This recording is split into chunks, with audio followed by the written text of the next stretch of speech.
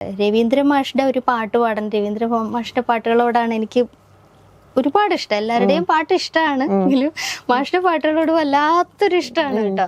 അപ്പൊ മാഷിന്റെ ഒരു പാട്ട് കിട്ടണം എന്ന് ഭയങ്കര ആഗ്രഹമുണ്ട്. അങ്ങനെ ഇരിക്കുമ്പോൾ പെട്ടെന്ന് എല്ലാവർക്കും അറിയാം എനിക്കിങ്ങനെ രവീന്ദ്ര മാഷ് കട്ട ഫാനാണെന്നൊക്കെ അറിയാവുന്ന, ഒരു കോളേജിലൊക്കെ എല്ലാവർക്കും അറിയാവുന്നുണ്ട്. ഒരു ദിവസം ഒരു കോള് വന്നു വീട്ടില്. ഞാൻ ചെന്ന് ഫോൺ എടുക്കുമ്പോഴത്തേക്കും ഞാൻ രവീന്ദ്രനാണ് എന്ന് പറഞ്ഞു. രവീന്ദ്രനാണെന്ന് പറഞ്ഞപ്പോ ഇതുപോലെ ഞാൻ രവീന്ദ്രൻ എനിക്കറിയില്ല എന്നൊക്കെ പറഞ്ഞിട്ട് ഫോൺ കട്ട് ചെയ്തു. അത് കഴിഞ്ഞ് വീണ്ടും കോൾ ചെയ്തു.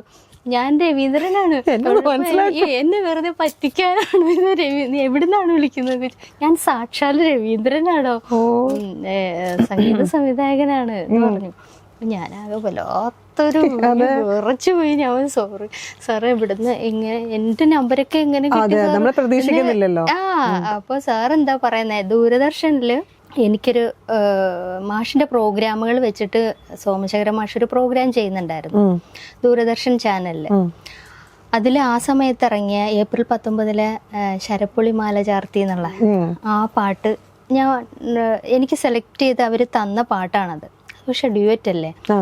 അപ്പൊ ഞാൻ സ്റ്റുഡിയോയിൽ ചെല്ലുമ്പോ അത് ഡ്യൂയറ്റ് ആണല്ലോ, അയ്യോ മെയിലാരും പാടാനില്ല, എന്നാ പിന്നെ ആ പാട്ട് കട്ട് ചെയ്യാം, നമുക്ക് വേറെ പാട്ട് എടുക്കാന്ന് പറഞ്ഞപ്പോ അപ്പൊ ഞാൻ പറഞ്ഞു, ഞാൻ ഒത്തിരി ഇഷ്ടപ്പെട്ടത് പഠിക്കുകയും ചെയ്തു. പഠിക്കുമ്പോ ഒരു പാട്ട് ഫുള്ള് പഠിക്കും. അപ്പൊ ഞാൻ പറഞ്ഞു അത് സാരമില്ല, ഞാനത് ഒറ്റയ്ക്ക് പാടിക്കോളാന്ന് പറഞ്ഞു കേട്ടോ. അത് അത്രയും കാലങ്ങൾക്ക് മുമ്പാണ് കേട്ടോ. വളരെ കോൺഫിഡന്റോട് കൂടി പാടിക്കോളാം, എനിക്ക് ആരും കൂടെ ഇല്ലെങ്കിലും പാടിക്കോളാന്നൊക്കെ പറഞ്ഞപ്പോ എന്നാ പഠിക്കുമെന്ന് പറഞ്ഞു കേട്ടോ. അങ്ങനെ ആ പാട്ടിനോടുള്ള ഇഷ്ടം കൊണ്ട് അത് നഷ്ടപ്പെട്ടു പോയാലോ എന്ന് കരുതി ഞാനത് ഒറ്റയ്ക്ക് പാടിക്കോളാന്ന് പറഞ്ഞു പാടിയത്. ആ പാട്ട് ടെലികാസ്റ്റ് ചെയ്തിട്ട് ഇത് സാറ് കേട്ടു.